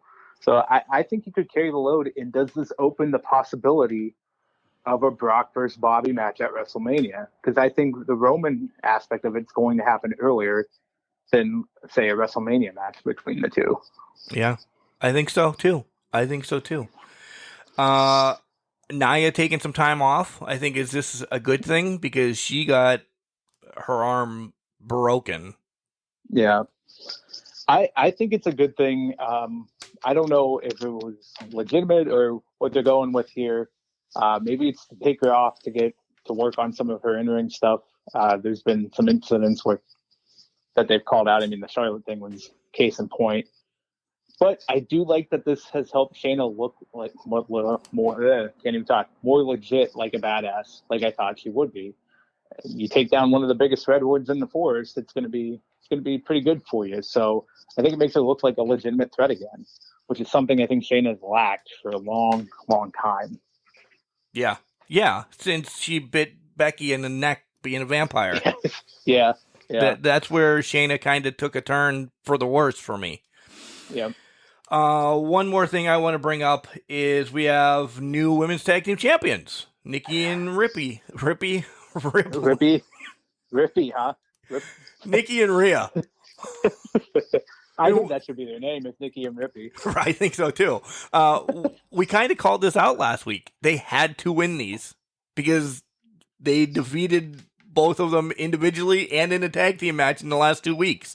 They had to win these. Now what do you do with them? Well, hopefully it goes to what they were getting into on SmackDown and bringing Nox and Shotzi into the fold. I still don't know why Nox and Shotzi didn't get the title shot to begin with, but it's WWE, so I can't question it too much, I guess. But I'm glad that they're acknowledging it, and hopefully we get a good series of matches between those 4 women. Tamina and Natalya, I guess there could be a triple threat at some point, but I think they're going to fall away to the wayside. As they should. Yeah. As they should. One more thing that I have, and then I'm kind of done with everything. You can bring up whatever you want to. Is the AJ, Randy, Riddle, Omos thing finally over? Because I am one that I've hated AJ being tag team champion, being with Omos, there's so much more that AJ can do by himself than I think he's been handcuffed in this stupid tag team issue that he's going on right now. Well, I've said this I don't know if I said it on Cane Crushers, but I've said it before. I think at some point it's Omos versus AJ so that Omos can look stellar as a big man because AJ can sell worth anything. I think they would sell the farm of AJ to make Omos look like a legitimate threat. Well, so here's the thing. I think Omos is a lot better than definitely Khali. But I think he has the potential to be a great comparison. I know it's not a great bar, but I think Omos, he's not going to be on the level of like Undertaker or anything like that. But I think he can move. And I think he can do more than people are letting on here. So I think he has potential to be bigger than what we think he can do right now. But I think AJ's part of that long scheme plan, and he's going to almost be the sacrificial lamb to sell for Omos at some point. If that happens, I don't know. But that's been my feeling all along with this whole tag team of theirs. This was to set Omos up for break away from AJ be his catalyst to go forward on a singles run. So don't be surprised if he starts popping into title pictures here. Yeah. All right. You wanted a hot take. I got hot take. That is a hot take, and it disgusts me. Ugh. I just can't get behind him. I love characters. I want characters. I mean, yes, AJ Styles is himself, but he's the phenomenal one. Roman Reigns is himself. Essentially, he's got. I just don't. There's nothing with him. It's like Omos. He's the stereotypical big man at this point. Yeah, he's the muscle. You traded him. Well, you traded Braun Strowman for him, essentially, and I had more in Braun Strowman than I did him. Yeah. Right? Yeah? Yeah. Yeah, I mean, I had a lot in Braun. I thought Braun could do a lot of phenomenal things. They built Braun up. He was lifting fucking school buses, garbage trucks, all like, Trucks, with one hand. ambulances, Yeah, superplexing Big Show right. at one point. I mean, he was doing phenomenal. I think because AJ, we're talking about AJ too. This is phenomenal stuff in my head, but he was doing feats of strength that brought a character to him. Right. Yeah, he could have just roared and said, I'm here and I'm big and strong. But it added elements to him and it made him watchable. Omos hasn't gotten to that point yet, and I don't know if he's the guy that's going to be flipping other school buses or anything like that. I don't think that's him. No. Well, what is him? I don't know. That's what I'm saying. We don't know anything about him yet. Yeah. All right. What do you have? Hot takes. I kind of covered Raw. I watched SmackDown, but there wasn't much going on SmackDown. I thought Seth had a great promo of his own right with Edge. I don't know when that's going to happen, but apparently he's going to go to. I guess Edge is coming back next week, but Rollins going to Edge's home. I don't know. Is he? Rollins. So here's the thing. I think it could be Edge could be doing an interview from his house, and Rollins shows up. The whole Pillman thing. The whole Pillman thing, hopefully without the gun, but right. Yeah, I mean that could be.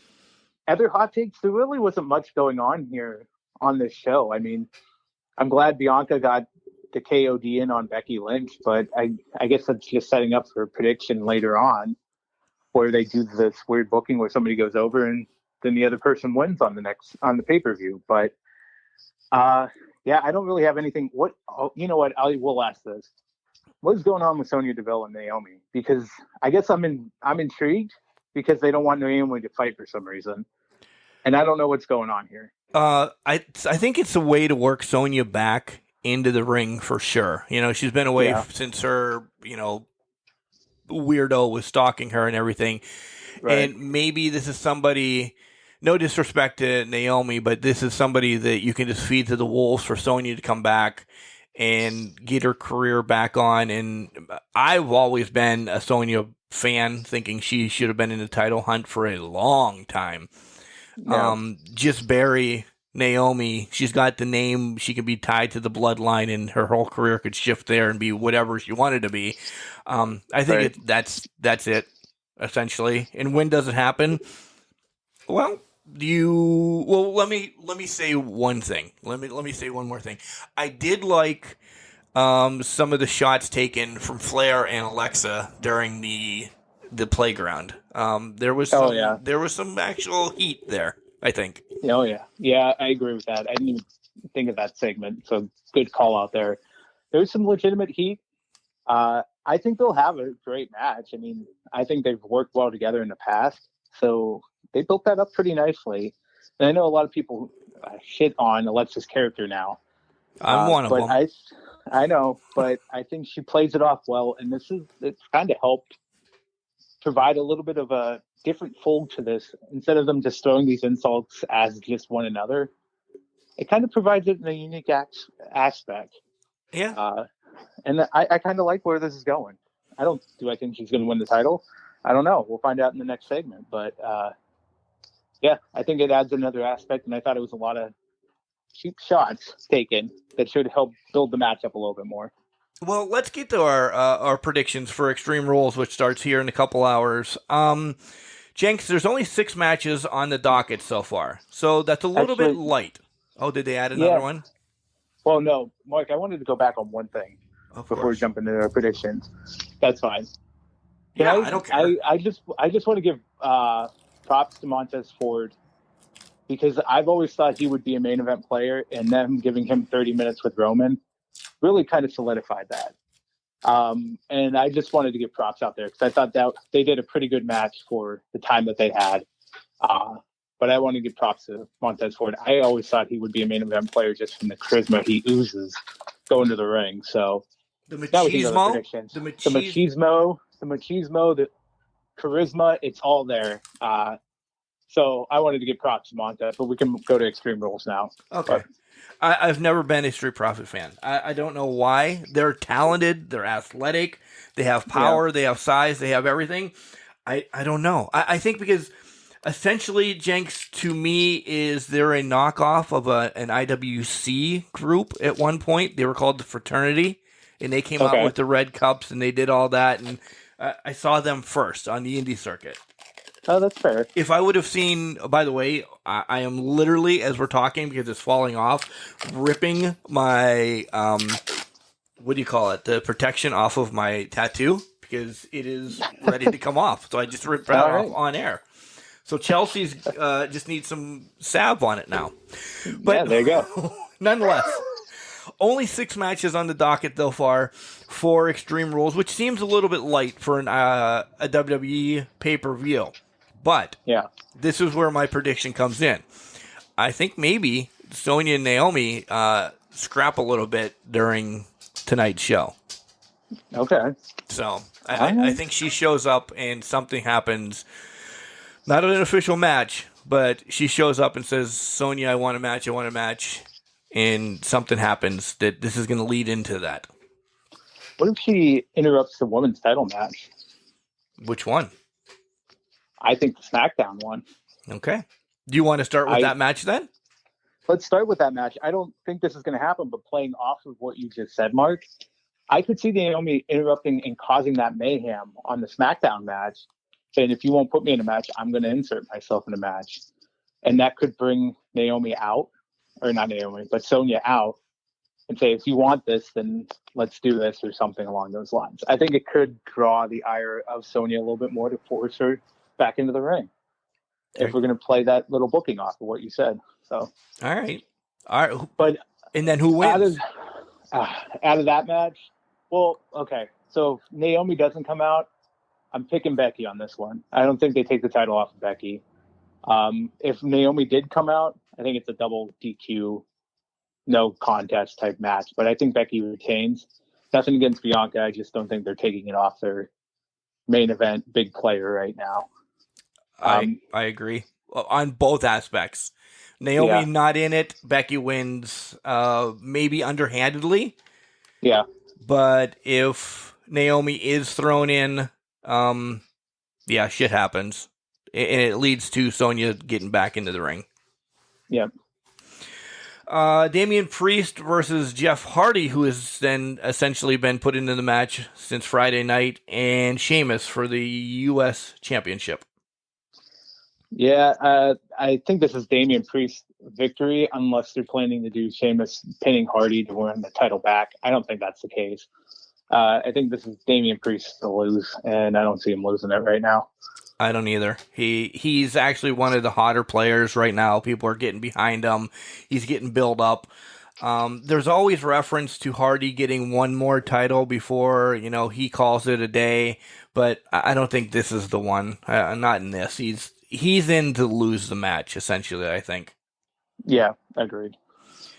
Let's go Usos against the Street Profits for the SmackDown Championships. Listen, we just talked about it. The Street Profits and the Usos. However, I'm still picking the Bloodline in this. I think the Usos win this. I don't see the Street Profits coming away as champion unless they're imploding the Bloodline. And I don't think that's happening yet either. Easy predictions. I think this is a very easy card to pick tonight. A match that is just happening. Liv Morgan against Carmella. So, I love your easy predictions. I don't know if I'm going the same route on this as you are. I'm going to pick with the heart and pick Liv Morgan on this. I'm a Liv fan. I think she's matured a lot in the ring in that, and I think this is her stepping out point over Carmella, a former champion. No, I was going to actually agree with you 100%. Oh. Yeah, perfect. No, because no matter what, Jenks, Carmella has that resume of being a champion, being the Money in the Bank. She can take losses, and it does not hurt her because her pedigree is. Liv hasn't had that shot. She should have been tag team champions at some point with Ruby or Sarah, or they should have done all of that. But this is Liv's breakout point, and I think Liv could be the next one in line to take on the man. And I think people want to see Liv. They've supported Liv for a long time. So I'm on board with Liv too. I could see Liv becoming that underdog story going forward of, she keeps getting beaten down, but she keeps coming back. Yeah. If she fights the man next, great. I think that would be phenomenal. I don't think she'd win the title at that point, but I think there'd be a future time down the line she could take it as a rematch. But we'll get into that when it comes, I think. And don't forget the draft is coming up. So That's a lot's happening. I saved those two to bounce back and forth because Charlotte Flair against Alexa Bliss. I'm going to go first and say I think Alexa gets the title because then Charlotte shifts over because of the name, shifts over to SmackDown for the bigger sell and everything, and she's got to maybe fight the man or something like that. You could have Liv and Alexa go at it for a while because Liv will get drafted to Raw then. Yeah, I could see that. I'm actually going to pick Charlotte on this one, but I think the champs could swap brands in the draft. They've done it before with the Street Profits and the tag champions. I hate that because then you just hand the title to each other. I hate that. It's not ideal, but I do believe they want Becky Lynch versus Charlotte, champion versus champion, at Survivor Series if they continue with the format they've been doing for the past few years. They have to be on opposite shows for that to happen. So I think they'll keep them on opposite shows. If one's switching brands, the other one's switching brands. Which would mean they either have to lose the title or they just swap the titles around. So then are you sending Seth over to Raw then too? Because I am. As you see anymore in wrestling, anybody that's dating, married, or whatever, they're on the same shows. I mean, Naomi was on Raw for way too long before they said, oh, you just have to go to SmackDown because your husband's over there. Yeah, and I think you're going to see that. I think you're going to see Seth and the man go to Raw at some point. Wow. I'm shocked about that. Because no disrespect to Sasha or Beck or Charlotte or Bayley or anybody, but come on, Becky's the biggest name woman. You would think Fox is going to pay for that. You would think, but again, if you load it up with Charlotte, Bayley, if you're keeping SmackDown loaded, and Sasha, I think you have to give USA a bone at some point. Yeah, and it's one of the 4 horsewomen. So who is it? Yeah. And right now, who's the one there? Becky. And so I think Becky moves. If they're going to move them. If they don't, that's fine too. But I do believe there's validity. I think they do want Charlotte on Fox and on SmackDown. So I think you have to swap 1 for 1. Okay. All right. I give you that. After I think about it, yeah. Because Bayley's not coming back yet for a while. And essentially, I don't know if Sasha makes an appearance tonight or not either. So I don't know. Main event will be Roman Reigns against the Demon, Finn Balor. We didn't talk about him coming out and beating the hell out of everybody on SmackDown because the downfall is when that happens, that kind of essentially says you're not winning at the pay-per-view. Have it be Brock comes out or 25 other people. But he looked great. I love the beard with him. Yeah, I did too. I want to pick the Demon so bad, but I think it's going to be Roman because I think the Saudi show, they want it for the title. It doesn't need to be for the title at all, but they're going to do it anyways. If they don't, I will be completely shocked and happy at the same time because I think the Demon character is phenomenal and should get him the title, but I just don't think it's going to happen. Does Brock show up tonight? Oh, Brock! I think Brock does show up tonight. I don't think he interrupts the match, though. Maybe he cost Roman the match. Who knows? But I think Brock will show up at some capacity tonight. I wouldn't be surprised by that. And one more. How about Goldberg? Well, yeah. I mean, Goldberg would have to show up because did they announce Goldberg fighting at the Saudi show? I can't remember. Not yet. But I think that's coming. It's coming. But Lashley's not on the card. So Yeah, so would he show up then if Lashley's not on the card is my I don't know. question. But is Big E going to be there too? Like, I think there's titles that aren't there tonight. Like, I don't think the 6 matches that they have announced is all it. I think there's got to be at least 2 to 3 more matches. I would think so, and I'm trying to find it. While we're talking, I'm trying to look it up too because I was just on I Wiki. agree with you. Were you? Yeah. Nothing's come up on there. No. Okay. There's something else going on. I can't imagine they're only going to do 6 shows, but maybe they're going to give them the time to shine for the matches. I don't know. I'd be okay with that. I actually want to see Liv against Carmella.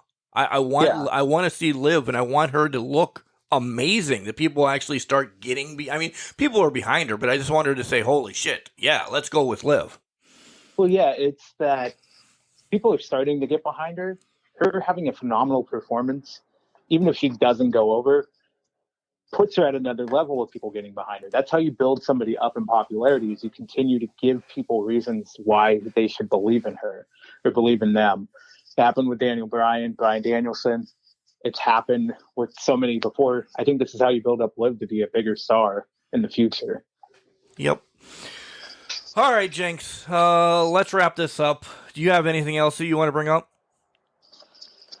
Nothing. I just hope everybody has a great time tonight.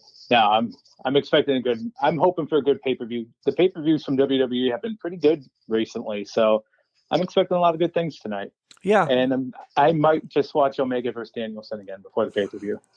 Guys, get ready. The dogs are going to go nuts because everybody's home. 814-299-6687. Give us a call. Get some Ask Can Crusher questions set up, or cancrusher69@gmail.com, and we'll answer them next week. We already have some in the hopper already. All right, Jenks, I gave you time to prepare. Let's see if you can do it. Remember, Jenks, just because you're trash doesn't mean you can't do great things. I mean, it's called a garbage can, not a garbage cannot. Yes! So, you did it! I did it. I didn't fail. You are a podcasting megastar. I'll try to condense my head now so I can get through the door frame. Nice. Enjoy your beers and have a great day, Jenks. You too, Mark. Enjoy it.